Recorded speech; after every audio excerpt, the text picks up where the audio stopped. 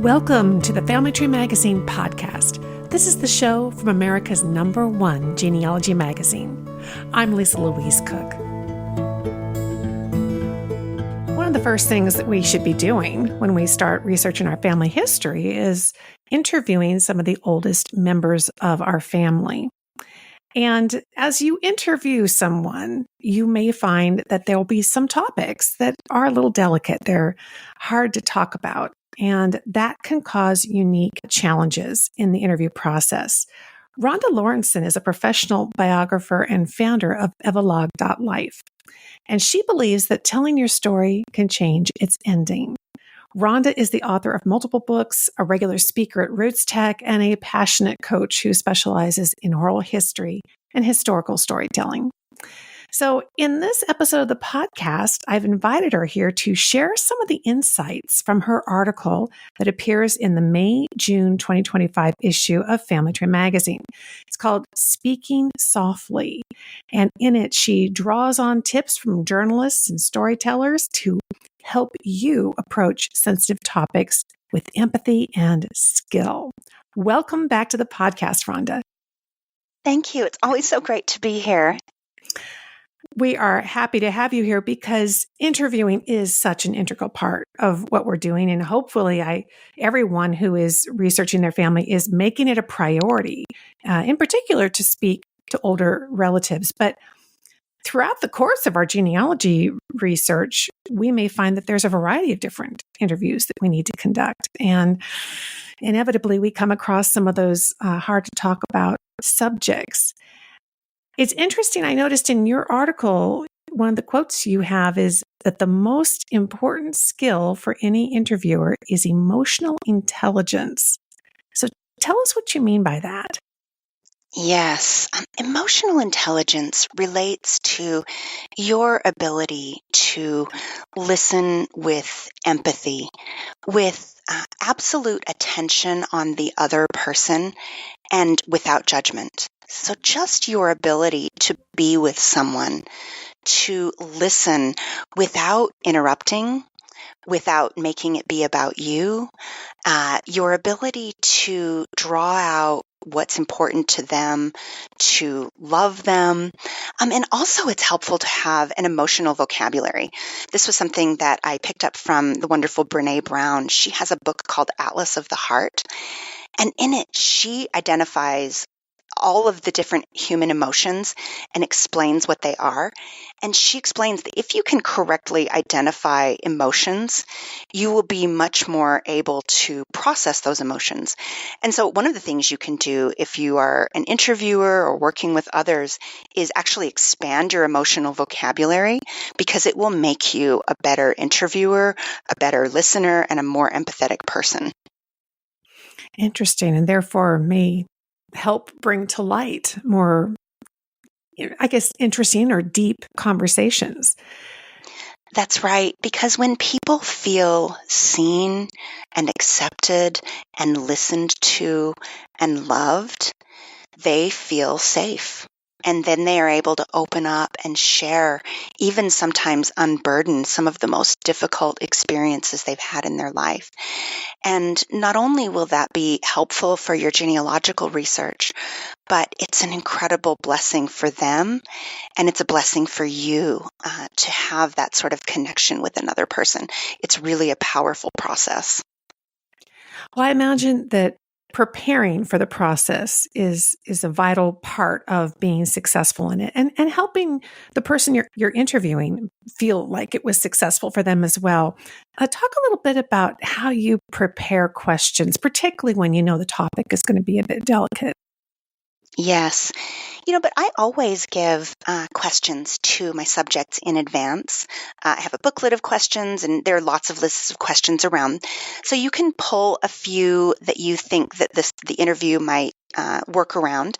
Sometimes I give people a long list of questions and let them choose what they want to talk about. But very often, if you are working on a project, you'll have specific things that you want to know from them. And no one likes to feel blindsided. We all like the chance to prepare in advance and to be thinking. And so it's a good idea to send them the questions in advance so that they can be thinking, ask for any clarifying if they want to ask you any questions back before you begin the interview. So yeah, preparing questions in advance. And then I also like to have an advanced conversation with them. And in the advanced conversation, try to reassure them that it will be an enjoyable process. One of the fears they have is that they don't like the way their voice sounds, and you can reassure them nobody likes the sound of their own voice. And, it will be wonderful. Their own voice and the richness that it brings is a wonderful gift to have. But even if they don't want to have their voice, you can just use a transcript. So it's a good chance to ask them if there's anything they're concerned about. Specifically in that advanced conversation, ask them if there are any off-limits topics, anything they don't want to discuss, and reassure them that you will respect their boundaries, although sometimes it's okay to gently nudge them or ask them to give more detail, but that you'll respect if they don't want to. Sure. I imagine creating interview questions is a lot like doing genealogy questions. In fact, you touched on this in the article about avoiding questions that are too broad. And I know in genealogy, when our research question is far too broad, it's really difficult to be successful. So do you focus in on more specific, narrow questions within the different topics? Yes, absolutely. I'll give one maybe time when you don't want to ask very specific questions, and that's right at the beginning of the interview. Mm. First, you'll want to get the small talk out of the way. So do that before the recorder is even on. Get them, warmed up and settled in.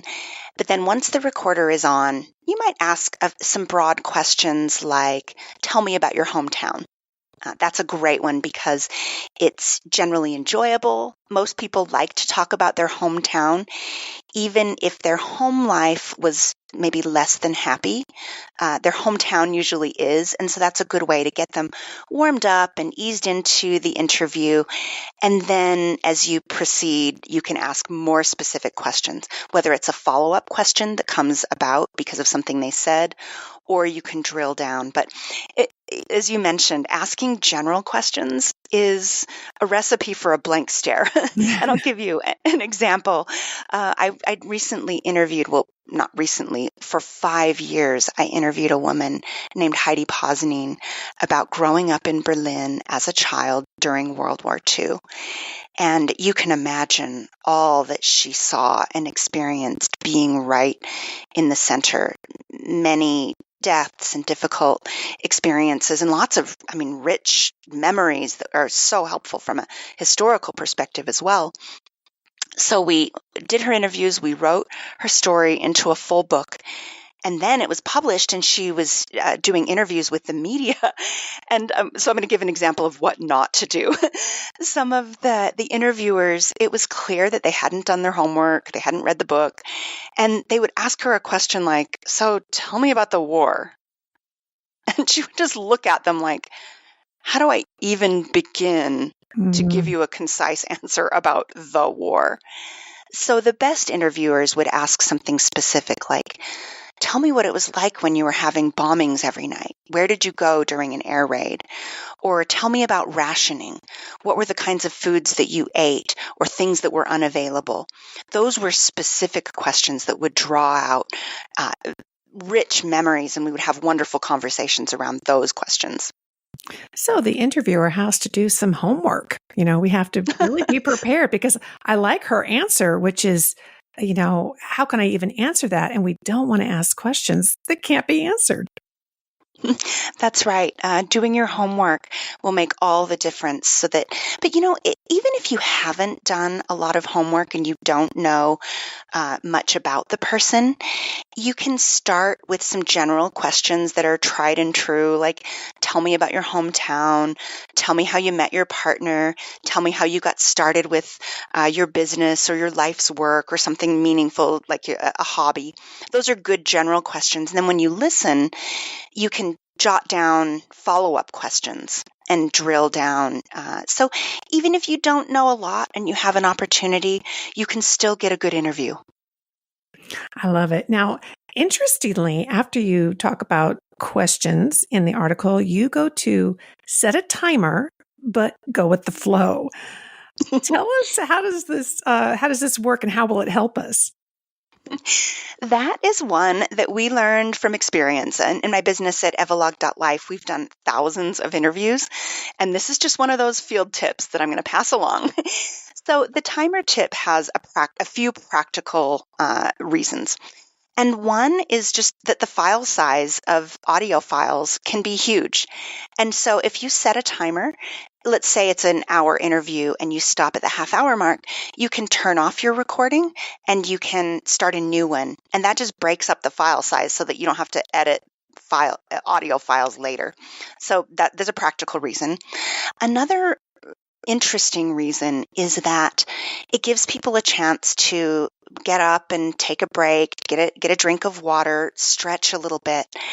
And I find that when they come back, the good stuff comes in the second part.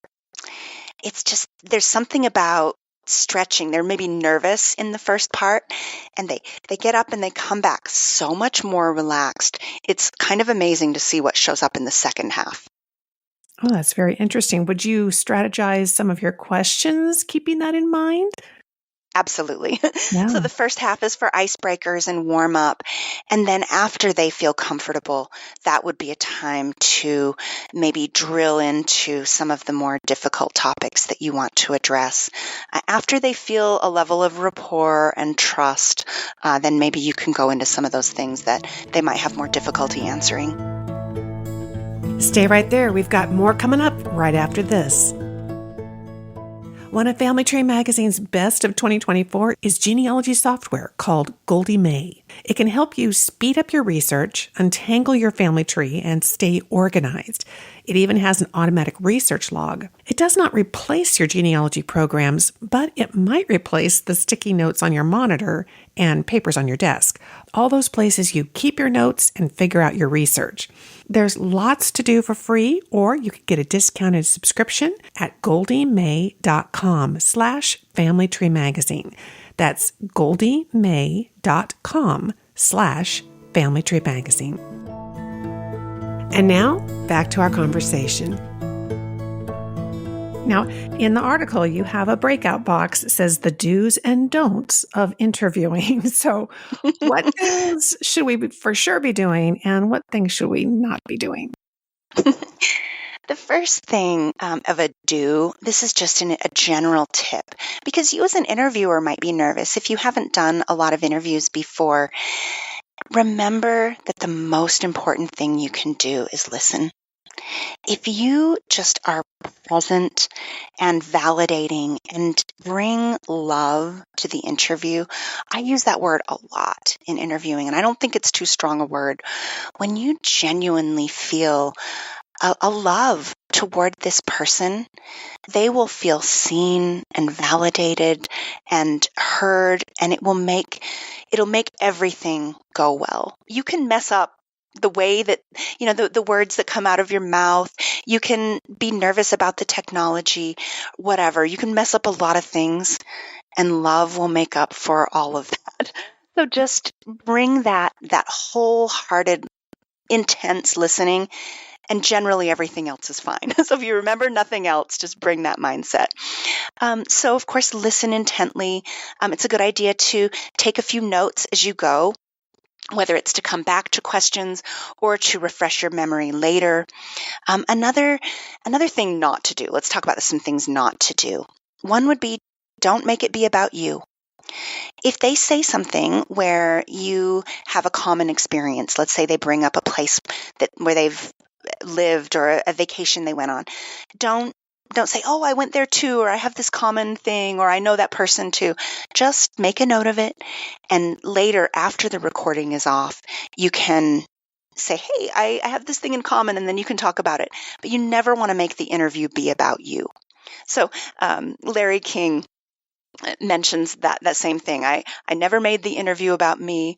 I never learned anything when I was the one talking. I'm paraphrasing, but isn't that a great quote? Yeah, absolutely. Yeah. And it's interesting because if you have your goal in mind, that can help keep you on the straight and narrow, because your goal isn't to learn more about you, and your goal is not to become their best friend, which is what we do when we share those back and forth. Oh, yeah, me too, man. But when we're really interviewing and caring about their story, then that helps kind of keep zip a lip, huh? Absolutely. Yeah, you're right. This is not a chatty back and forth. This is an opportunity for them to share. It's amazing how many people have never really been asked questions about Mhm. them and their life and their experience. And it can be powerful. You might think that people won't open up. And we've been talking about what happens if they don't, or how to warm them up. But very often, people will surprise you and they will be willing to share very powerful, even traumatic experiences just because you asked and because you were listening so intently and with all that empathy. Yes, and I noticed that one of your do's is embrace awkward silences or big emotions. And I know from years of interviewing that um, those moments can be uncomfortable because our tendency is to want to fill them up and make it comfortable. But that's the moment where they really are sharing, and the silence, I think, shows respect and gives the emotion some time to kind of be there, and it will guide you to the next question. How do you work with the silences? Mhm. The first thing is just like you said, Lisa, be prepared for silence and Mm. embrace it. That's a big don't fill the silence. You can pause. If someone has paused, pause with them. I mean, it can be a good long, seconds can feel like a long time in an Yes. interview. A minute can feel like a long time, but they may be gathering their emotions. They may be gathering their thoughts. And so just have a pleasant look on your face. And if there is emotion happening, it's always a good idea to bring tissues. If you're in an in-person interview, always bring tissues because very often you will need them. Both of you sometimes. I'm a very Yeah. empathetic person. And so if my subject is getting emotional, very often my eyes will well up as well. And I don't apologize for that. That's just showing them that I'm really wholly being with them and showing them that it's okay to weep and to need time to gain their composure. So give them that space and wait until they're ready to speak. And what they say, if you don't fill the silence, may be incredibly profound and important. And then after you've got a sense that it's time to get back, you can ask another question, but don't rush it. There might be times, I imagine, and maybe you've experienced this yourself, where someone either declines the interview or declines the question. And how do we navigate that and maybe hopefully leave the door open? Yes. So, first of all, if they decline the interview, don't get your feelings hurt. There may be reasons why it's traumatic for them, especially if they've experienced something such as war, abuse, mental health issues, just all kinds of uncertainty in their past may make it very difficult for them to talk about. And so just realize that they may have reasons that you don't understand. And so the first thing to do is, after you've collected yourself and not be hurt, follow up with them and see if they would be willing to have a conversation about their feelings around it. If you gently, don't just ask why in an accusatory way, but say something like, would you tell me more about that? Tell me more about your reasons for not wanting to be interviewed. And then maybe you can respond in a reassuring way that you will respect any boundaries they have, or that it will be pleasant might be, uh, usually it is pleasant. Usually in interviews, they love the process. But if they're talking about trauma, it may be cathartic and it may be healing, even if it's not entirely pleasant. So follow up and ask why, and then reassure, and then sometimes give it time. Some people may not be ready earlier in their lives, and they may become ready with maybe a deeper relationship with you, or just after they've thought about it for a while. I imagine there's also the situation the decline might come because they're concerned that somebody else was involved in the situation. So it's not that they personally are super emotional about it, but they're concerned about navigating the fact that this included several other family members, even if they are already deceased.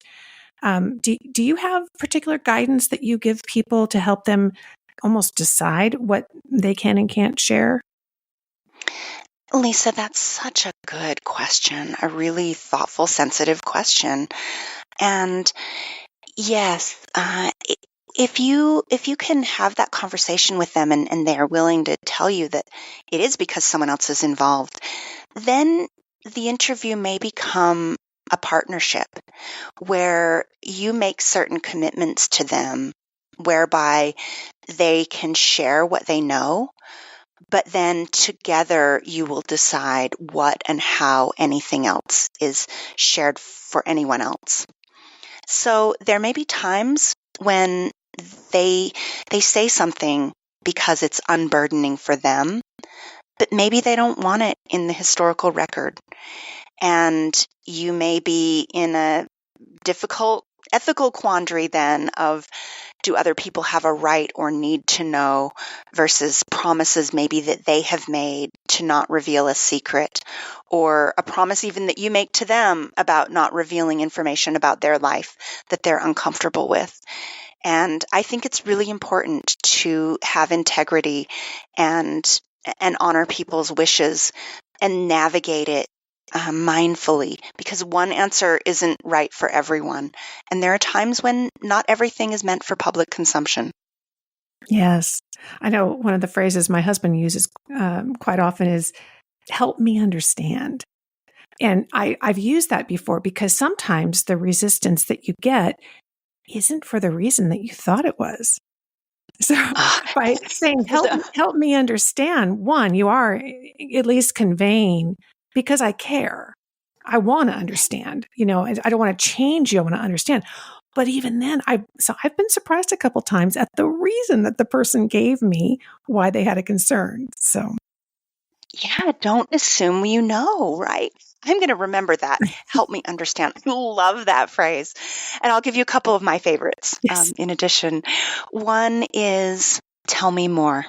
That question can lead to so much. And then the follow-up questions of, and then what? What happened next? And another one, why, is a good question, as long as you ask it with an open stance. Don't ask it in an accusatory way.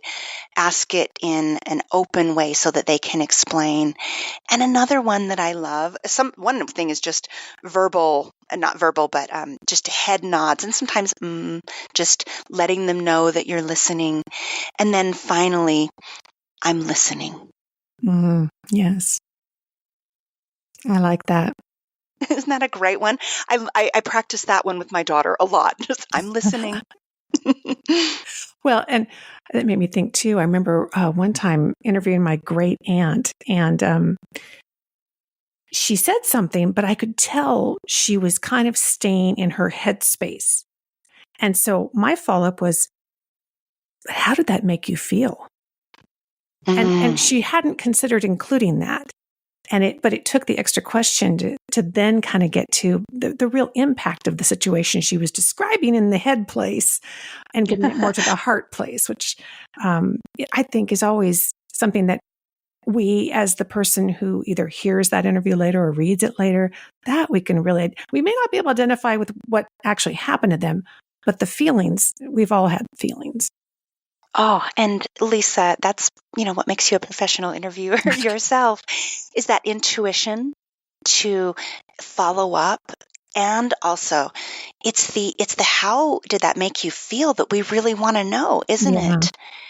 I mean, yes, we may be looking for facts that help our research, but in the end, isn't it the how did it make you feel that we wish we could get from our ancestors? So when we have the opportunity to interview someone that's maybe an elder in our family, what an opportunity to ask them the most important thing, how they felt about it. Yeah, and boy, that's a good reminder too. I think about reading a memoir that I recently acquired for one of my husband's ancestors, and thankfully, she shared some of that. She was not only telling the situation, but then she talked about how she felt about it. And I thought, as somebody who could be interviewed one day in my own family, you want to be a good interviewee. You want to be somebody who doesn't just explain the facts, but really talks about the impact. And that's what we can all kind of identify with. So many opportunities here that you're opening up for us in terms of speaking to people in our family and really gathering more of this story. Any other suggestions or things I didn't ask you about that you want to share with our audience? Yes, one is just if you have an opportunity as well when people are at an end of lifetime, that can be another sensitive time and a really important opportunity to allow people to share something that maybe it's the last opportunity they will have to unburden something or share something so that they won't be forgotten. So just if you have that opportunity, also show up in a space that is really focused on them and what their needs are and what they may want to leave behind. Good advice. Well, you will find lots of great advice in Rhonda's article. It's called Speaking Softly. Again, it's in the May-June 2025 issue of Family Tree Magazine. And Rhonda, if people want to learn more about what you are up to and how to interact with you, where can they find you? I would love to have them come check out our website at evalog.life. There are some free oral history interviewing toolkits and questions and a lot of free resources there to help you tell your story. Fantastic. Oh, thank you so much for stopping by the podcast again. I really appreciate it. Thank you. This has been really wonderful. Thanks for joining me for this episode of the Family Tree Magazine podcast. This is the show from America's #1 genealogy magazine.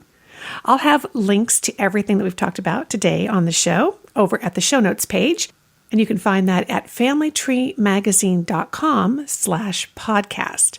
And there you'll also find a huge back catalog of past episodes full of topics that are going to help you in your genealogy research. And when you stop by the website, be sure to sign up for our free newsletter.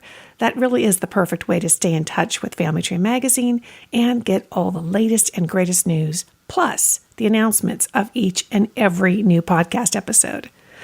I'm Lisa Louise Cook, and I hope that you'll come by and visit me at my website, genealogygems.com. And there you will find the Genealogy Gems podcast and a link over to our Genealogy Gems YouTube channel. So until next time, have fun climbing your family tree.